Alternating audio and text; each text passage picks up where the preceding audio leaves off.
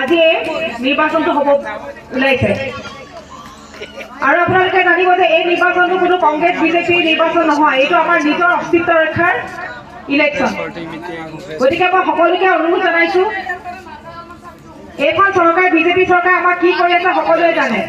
আজি মই মহিলাসকলক দেখি ভাল পাইছো, ইয়াৰ আগৰ মিটিঙতো মই কৈছো মহিলাসকলক দেখি মই সুখী হৈছো, কাৰণ আজিকালি মহিলাসকল মিটিঙত আহিবলৈ ভয় কৰে, কাৰণ এটাই বিজেপিয়ে ভয় খোৱা আঁচনি কাটি দিম বুলি।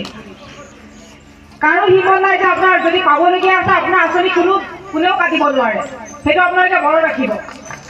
আৰু আপোনালোকে আজি মই নকওঁ, আপোনালোকে আজি আনোৱাৰ হুছেইন ডাঙৰীয়াক পাৰ্ভিন সুলতান ডাঙৰীয়াক আপোনালোকে জিকাই পঠাওক, আপোনালোকৰ কাম তেওঁলোকে নিশ্চয় কৰিব।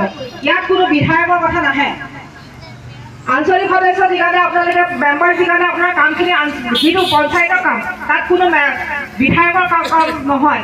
আপোনালোকে তেওঁলোকক জিকাই পঠাওক, কাম কৰিবলৈ সুযোগ দিয়ক।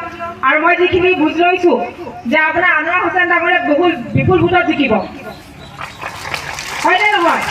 খালি আপোনালোকে এটা কৰিব লাগে যে আজি যিখিনি মানুহ ইয়াত গোট খাইছে আপোনালোকে প্ৰত্যেকে ঘৰে ঘৰে গৈ প্ৰচাৰ চলাব লাগে যে আনোৱাৰ হুছেইন ডাঙৰীয়াক 7 চনত ভোট দি 7 তাৰিখে জয়যুক্ত কৰিব লাগে। তেওঁ কাম কৰিবলৈ বহুত ইচ্ছা থকা মানুহ, যি মানুহে কাম কৰিবলৈ ইচ্ছা থাকে তেনেকুৱা মানুহক আমি সুযোগ দিয়াটো অতি প্ৰয়োজন।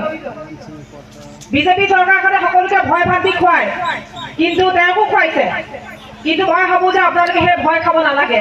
আৰু তেওঁ খুব সাহসেৰে এটা ভিডিঅ' মোক দেখাইছে যে তেওঁ সাহসেৰে যেতিয়া ওলাই আহিছে তেওঁক আমি চাপ দিয়াটো আমাৰ সকলোৰে দায়িত্ব, হয়নে নহয়?